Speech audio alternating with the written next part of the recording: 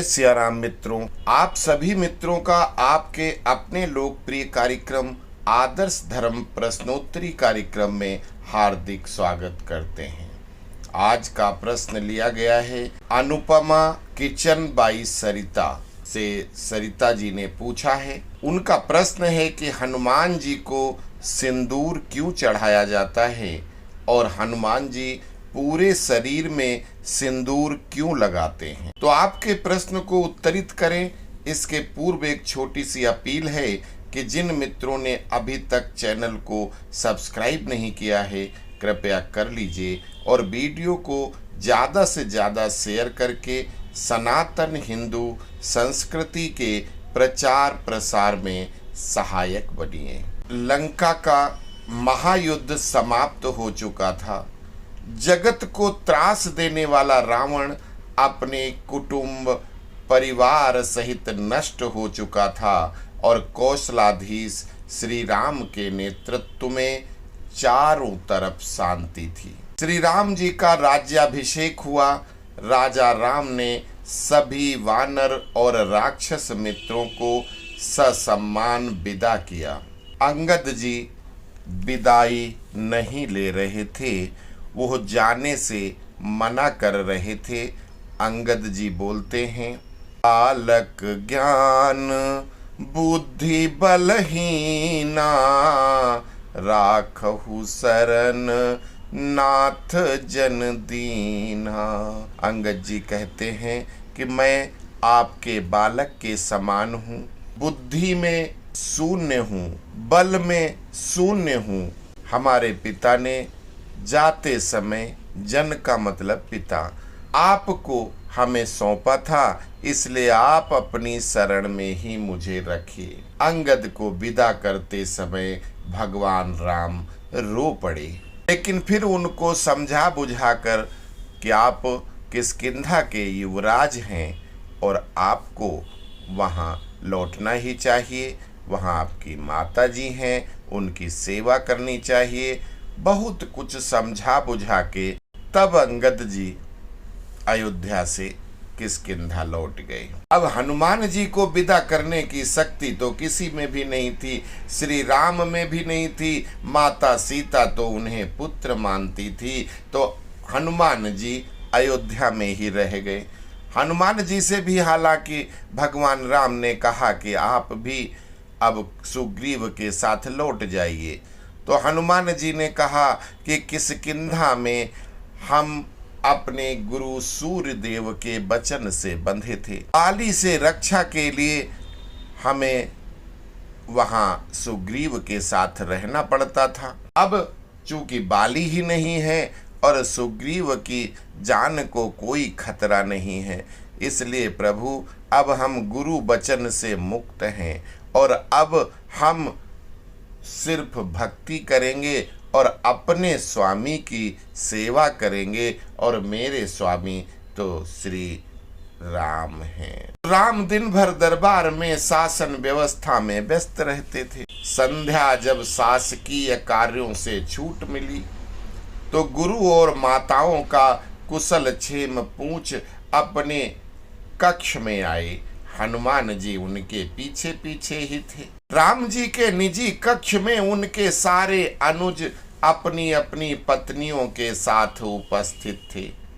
वनवास, युद्ध और फिर अनंत औपचारिकताओं के पश्चात यह प्रथम अवसर था जब पूरा परिवार एक साथ उपस्थित था। राम, सीता और लक्ष्मण को तो नहीं, कदाचित अन्य बधुओं को एक बाहरी अर्थात हनुमान का वहां होना अनुचित प्रतीत हो रहा था कि शत्रुघ्न सबसे छोटे थे, अतः वे ही अपनी भाभियों और अपनी पत्नी की इच्छा पूर्ति हेतु संकेतों में ही हनुमान को कक्ष से बाहर जाने के लिए कह रहे थे। पर आश्चर्य की बात कि हनुमान जी जैसा ज्ञाता विद्वान भी यह मामूली संकेत समझने में असमर्थ हो रहा था। उनकी उपस्थिति में ही बहुत देर तक सारे परिवार ने जी भर करके बातें की। फिर भरत को ध्यान आया कि भैया भाभी को भी एकांत मिलना चाहिए। उर्मिला को देखा तो उनके मन में एक हूक सी उठी कि इस पतिव्रता को भी अपने पति का सानिध्य चाहिए। अतः उन्होंने राम जी से आज्ञा ली और सबको जाकर विश्राम करने की सलाह दिया। सब उठे और राम जानकी का चरण स्पर्श कर जाने को हुए, परंतु हनुमान वहीं बैठे रहे। ये देख अन्य सभी उनके उठने की प्रतीक्षा करने लगे कि सब साथ ही बाहर निकले। राम जी ने मुस्कुराते हुए हनुमान से कहा, क्यों वीर, तुम भी जाओ, तनिक विश्राम कर लो। हनुमान जी बोले, प्रभु आप सन्मुख हैं, इससे अधिक विश्रामदायक भला कुछ और हो सकता है। मैं तो आपको छोड़कर नहीं जाने वाला। अब शत्रुघ्न थोड़ा क्रोध से बोले, परंतु भैया को विश्राम की आवश्यकता है, कपीश्वर उन्हें एकांत चाहिए। हनुमान बोले, हाँ तो मैं कौन सा प्रभु के विश्राम में बाधा डालता हूँ, मैं तो यहाँ पैताने बैठा हूँ। शत्रुघ्न बोले, आपने कदाचित सुना नहीं, भैया को एकांत की आवश्यकता है, अकेले में रहना चाहिए। तो हनुमान जी बोलते हैं, पर माता सीता तो यही है, वो भी तो नहीं जा रही, फिर मुझे ही क्यों निकालना चाहते हैं आप। शत्रुघ्न ने कहा कि भाभी को भैया के एकांत में साथ रहने का अधिकार प्राप्त है, क्या उनके माथे पर आपको सिंदूर नहीं दिखता। हनुमान जी आश्चर्यचकित रह गए। प्रभु श्री राम से बोले, प्रभु क्या ये सिंदूर लगाने से किसी को आपके निकट रहने का अधिकार प्राप्त हो जाता है। राम जी मुस्कुराते हुए बोले, अवश्य, यह तो सनातन प्रथा है हनुमान, करोड़ों साल से चली आ रही है। यह सुनकर हनुमान तनिक मायूस होते हुए उठे और राम जानकी को प्रणाम करके बाहर चले गए। अगले दिन प्रातः राजा राम का दरबार लगा था। साधारण औपचारिक कार्य हो रहे थे कि नगर के प्रतिष्ठित व्यापारी न्याय मांगते दरबार में उपस्थित हुए। ज्ञात हुआ कि पूरी अयोध्या में रात भर व्यापारियों के भंडारों को तोड़ तोड़ कर हनुमान जी उत्पात मचाते रहे हैं। राम ने ये सब सुना और सैनिकों को आदेश दिया कि हनुमान जी को राज्यसभा में उपस्थित किया जाए। आज्ञा का पालन करने सैनिक अभी निकलने ही वाले थे कि केसरिया रंग में रंगे पुते हनुमान अपनी चौड़ी मुस्कान और हाथी जैसी मस्त चाल में चलते हुए सभा में उपस्थित हुए। उनका पूरा शरीर सिंदूर से पटा हुआ था। एक एक पग धरने पर उनके शरीर से एक एक किलो सिंदूर भूमि पर गिर जाता था। उनकी चाल के साथ पीछे की ओर वायु के साथ सिंदूर उड़ता हुआ पीछे पीछे चल रहा था। राम के निकट आकर उन्होंने प्रणाम किया। अभी तक सन्न होकर देखती सभा एकाएक जोर से हंसने लगी। अंततः बंदर ने बंदरों वाला ही काम किया है। अपनी हंसी रोकते हुए सौमित्र लक्ष्मण बोले, यह क्या कपि श्रेष्ठ, ये सिंदूर से स्नान क्यों? क्या यह आप बानरों की कोई प्रथा है? हनुमान जी प्रफुल्लित स्वर में बोले, अरे नहीं भैया, ये तो आर्यों की प्रथा है। मुझे कल ही पता चला कि अगर एक चुटकी सिंदूर लगा लो तो प्रभु राम के निकट रहने का अधिकार मिल जाता है। तो मैंने सारी अयोध्या का सिंदूर लगा लिया। और तभी से हनुमान जी अपने शरीर पर सिंदूर धारण करने लगे। उनका मानना है कि जब माता सीता एक चुटकी सिंदूर लगाती हैं तो राम जी प्रसन्न हो जाते हैं। इसलिए मैं उनकी प्रसन्नता के लिए प्रतिज्ञा लेता हूँ कि रोज अपने संपूर्ण शरीर पर सिंदूर लगाऊंगा, फिर तो राम जी मेरे रोम रोम में समाहित रहेंगे। यह एक भक्त का भोलापन, सीधापन था कि उनके भगवान सिर्फ उन पर प्रसन्न रहें, हर वक्त उनके साथ रहें। क्यों प्रभु, अब तो कोई मुझे आपसे दूर नहीं कर पाएगा ना। सारी सभा ठहाके लगा के हंस रही थी। किंतु भरत लाल हाथ जोड़े अश्रु बहा रहे थे।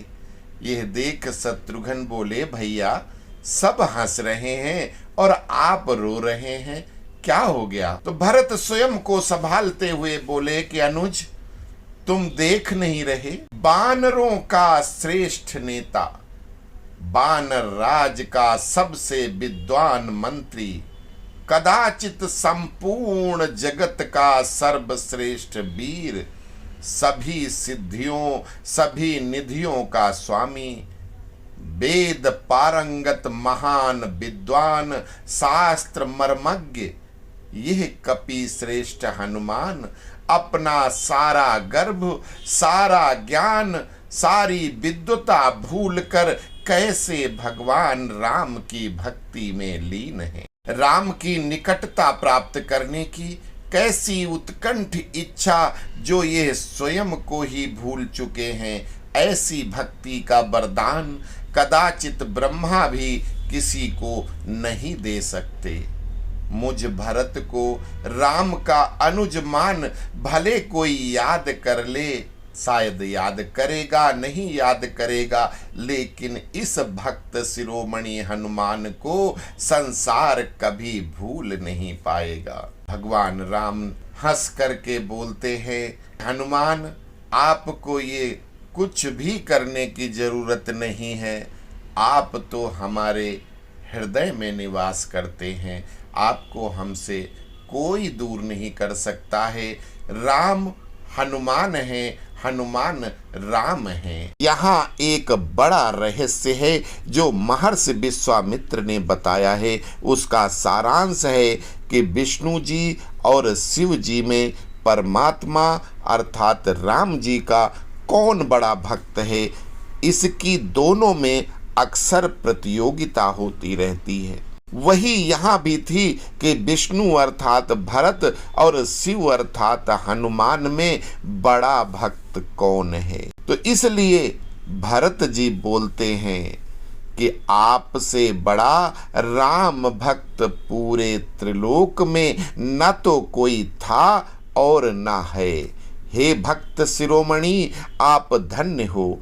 आज से ये हमारा पूरे मानव समाज को आशीर्वाद है कि जो भी श्री हनुमान जी को सिंदूर दान करेगा उसको श्री राम की कृपा प्राप्त होगी। जो हनुमान जी की पूजा करेगा उसको श्री राम की कृपा के साथ साथ त्रिदेवों ब्रह्मा विष्णु महेश का आशीर्वाद मिलेगा। भरत जी इतना कहकर फूट फूट कर रो पड़े। साक्षात परम ब्रह्म परमात्मा भगवान श्री राम जी सिंहासन से उठकर अपने भरत को गले लगाते हैं और कहते हैं कि तुम में और हनुमान में कोई न बड़ा है न छोटा, तुम दोनों मुझे समान प्रिय हो।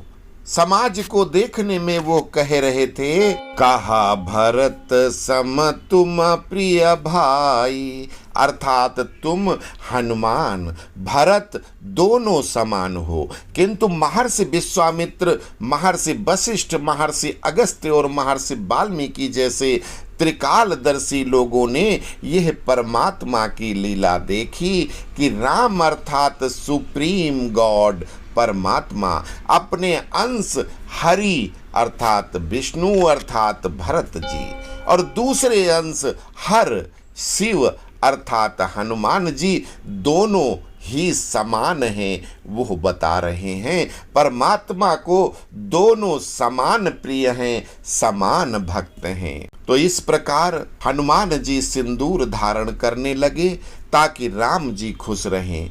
भरत जी के वचन, उनके समाज को दिए गए वरदान के अनुसार लोग हनुमान जी को सिंदूर दान करके उनकी कृपा के साथ साथ उनके स्वामी परम ब्रह्म परमात्मा श्री राम की कृपा पात्र बनते हैं।